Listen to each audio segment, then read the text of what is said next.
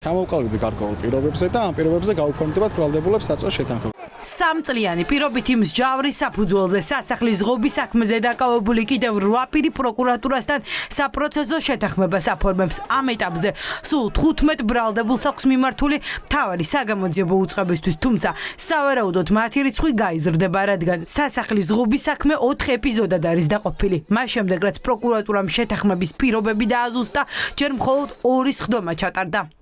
ეს არის ჩვენი პოზიცია ის, რომ მათ გაუწიოთ გარკვეული შეგავათი იმის გამო, რომ აღიარეს ჩადენილი დანაშაული და გულწრფელად ნანობენ ჩადენილს. თუ კი რომელიმე ბრალდებული კიდევ ერთხელ დააფიქსირებს, რომ ნანობს ჩადენილ დანაშაულს, აღიარებს წარდგენილ ბრალდებას და თავს ნებს სრულად დამნაშავედ, ნებისმიერ თემს ადვართ რომ გავაფორმოთ საფუძვლის შეთანხმება. ესაბამისად,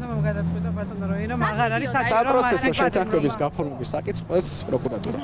8 თანხმობა და 7 უარი. დღევანდელ სასამართლოს სხდომაზე მოსამართლე გიორგი გელაშვილმა მოისმინა. საპროცესო შეთანხმების საფუძველზე ციხეს დატოვებენ გოჩა ყატაშვილი, სულხან აბრალავა, დათო ღურწკაია, გენადი კელიხაშვილი, რამაზ ჯორბენაძე, ჯანდრი თირქია, ევა შაშიაშვილი და ალექსანდრე გოგოლაძე. შეთანხმება არის შანსი ბრალდებულებისთვის თავი დააღწიონ უკანონო მსჯავრს. ამ შეფასებას აძლევენ ადვოკატები დაცვის მხარის სტრატეგიასა და დაკავებულების გადაწყვეტილებას. მე ვფიქრობ, რომ არის ამ შესაძლებლობების ხელიდან გაშვება იმ ვითარებაში, რა ვითარებაშიც ჩვენ დღეს გვიხდება, თუნდაც სასამართლო განხილვა, რომელიც ფორმალურად არის გადაქცეული და ეს არის საუკეთესო გამოსავალი, მე ვფიქრობ, ამ სიტუაციაზე. რა თქმა უნდა, ჩვენ გვქონდა საუბარი ერთ წელზე გარკვეული პერიოდის წინ და ამ პირობას არ დავეთანხმეთ. და დღეის მდგომარეობით პირობა არის ის, რომ დაუყოვნებლივ გათავისუფლდება სასამართლოს ხომის დარბაზიდან და შესაბამისად იქონია გავლენა ამ შემოთავაზებამ და დაეთანხმა საპროცესო შეთანხმების პირობებს. ბრალდებულებს შორის, რომლებმაც ადვოკატების შეფასებით არარსებული ბრალდებები აღიარეს, არის დათო ღურწკაია. მის წინააღმდეგ საქმეში მხოლოდ ეს კადრებია. მასალაში ჩანს, რომ ღურწკაია ძალოვნების მიმართულებით ყვავილს ისვრის. ის, რომ არც სხვა ბრალდებულების წინააღმდეგ არ არსებობს ძალადობის დამადასტურებელი არც ერთი მტკიცებულება, ამაზე ადვოკატები კიდევ ერთხელ საუბრობენ, თუმცა რადგან სამართლიანი სასამართლოს იმედი არ ჰქონდათ, პროკურატურასთან შეთანხმებას დათანხმდნენ. როგორც ჩემი დაცვის საშუალებები, ასევე სხვა პირებთან მიმართებით არ არსებობს ის მტკიცებულებები, რომელთა საფუძველზეც იქნებოდნენ ესედან პირები სასამართლოში მიერ მიჩნეული დამნაშავედ, თუმცა მაინც ჩვენ მოგვეცა შესაძლებლობა ფანჯარა, რომ გავაყენეთ ეს შესაძლებლობა და ისინი იქნენ თავისუფლებს. საქმეს აქვს პოლიტიკური სარჩული და აქედან გამომდინარე, ჩემი დაცვის საშუალებებმა არჩიეს, რომ გავაფორმებინა საპროცესო შეთანხმება. ბრალის თუნდაც ფორმალურ აღიარებაზე უარი თქვა დღეს 15 პირიან საქმეზე 7 ბრალდებულმა. მიუხედავად იმისა, რომ აცნობიერებენ საქმის პოლიტიკურ მდგენელს, კონსტანტინე კოკაია, ზაქრო ალბუთაშვილია, დარახველიძე, დავით სტურუა, კახაბერ მჟავანაძე, დავით ჟღეტი და გიორგი ჩახუნაშვილი ახლა მოსამართლე გელაშვილის ვერდიქტს დაელოდებიან. მე იქ ვიყავი, კი ბატონო. სულ არ შიგნით 3 წუთი, ჩემი საქმე გავაკეთე პროფესიონალურად და გამოვედი, კი ბატონო. აი ეს არის სულ და დანარჩენს ახლა როგორ გარჩიან? მოსამართლეზეა. კი ბატონო და საპროცესო ჩემსგან არ იქნება. რა დავაშავე მე არ ვიცი, რა მაქვს აღიარებელი. ნამდვილად ვიყავი ჭიშკართან, ტყუილს ხელს ვერ მოვაწერ. 100 წელი რომ მომისაჯოთ ვერ ვაღიარებ. არც ჯგუფი ვარ, მით უმეტეს ორგანიზებული. არ იქნება საპროცესო, არ იქნება ვაჭრობა. მე 2013 წლიდან მოყოლებული ვიცავდი ქვეყნის ინტერესებს. გავაგრძელებ ბრძოლას. არ შემიძლია სიცრუის თქმა. არ ვაღიარებ. ბოდიში რომ ვერ დავამხე ეს მთავრობა.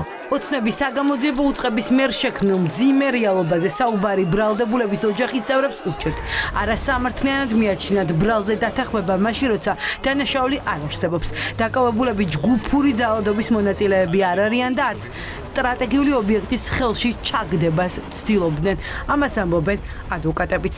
წინა გადაწყვეტილების გათვალისწინებით, როცა ორგანიზატორებად მოხსენიებულ პირთა მიმართ დადგა გამამტყუნებელი განაჩენი, არც ერთ ჩვენგანს, არათუ ადვოკატებს, არამედ ბრალდებულებსაც კი არა აქვთ სამართლიანი გადაწყვეტილების მოლოდინი. ამის გათვალისწინების მიუხედავად, მათ აირჩიეს კონკრეტული გზა, აირჩიეს ბრძოლის გზა. რაც არ გაუკეთებია მამაჩემს, რა უნდა აღიაროს და არანაირი დანაშაული არ ჩაუდენიათ. რისკი არის ის, რომ 5 წელი მოუწევს პატიმრობა. მაგრამ თან გვიამაყება მისი ეს ნაბიჯი. რაც ბუნებაში არ ყოფილა, იმას ვერ აღიარებ და უნდა ვიცოდეთ ჩვენ, რომ კოტეს გააზრებული აქვს ეს ყველა ნაბიჯი, არც ერთი ნაბიჯი უკან არ იქნება ამ ბრძოლაში. ამათ დავამარცხებთ მარტო პრინციპულობით და ყველა პოლიტპარტიმარს ვირდებით, რომ ჩვენ ვიბრძოლებთ და ისინი მალე იქნებიან გათავისუფლებული. მიუხედავად იმისა, რომ შვილმა ბრალდებულმა დღეს პროკურატურას არა უთხრა, ყველაფერი არც დღევანდელი დღით დასრულებულა. საგამოძიებო უწყება დროს აძლევს დაკავებულებს შეცვალონ პოზიცია და აღიარონ წარდგენილი ბრალდება. კანონის მიხედვით საპროცესო შეთანხმების გაფორმება შეუძლიათ იმ მსჯავრდებულებსაც, ვინც სასახლის ღობის საქმეზე ორგანიზატორებთან ერთად გასამართლდნენ. თუ შეიცვლიან პოზიციას, თუ ნამდვილად აღიარებენ ბრალს და ასევე თავსნობენ დამნაშავედ თლიან ბრალდებაში იმ ორ ეპიზოდში, რაც წარდგენილი, ანუ ჯგუფურ ძალებაში, მონაწილეობაში და ასევე პრეზიდენტის სასახლის ღირსშესანიშნავი ჩაგდების ცდილობაში, რა თქმა უნდა, ჩვენ მზად ვართ, რომ მათთანაც განვიხილოთ, მიუხედავად იმის, რომ დღეს უარ განაცხადეს საპროცესო შეთანხმების საკითხი. ზოგადად, სისხლის სამართლის საპროცესო კოდექსის მიხედვით, ნებისმიერ დროს საბოლოო განაჩენის გამოტანამდე, ანუ უზენაეს სასამართლოში განაჩენის გამოტანამდე შესაძლებელია სამშობლოს პროცედურების მიხედვით იმ პირების ბრალდების საქმე, ვინც საპროცესო შეთანხმებაზე მზაობა უკვე გამოხატა, ცალკე წარმოებად გამოიყო. მომდევნო კვირას ჩაინიშნება სასამართლო პროცესი. აირჩევა მოსამართლე, რომელიც მხარეთა გადაწყვეტილებას გააფორმებს. ბრალდებულებს კი სხდომათა დარბაზიდან გაათავისუფლებენ. მომდევნო კვირას სასახლის ღობის საქმეზე დაკავებული აქციის მონაწილეების ნაწილი ციხეს დატოვებს.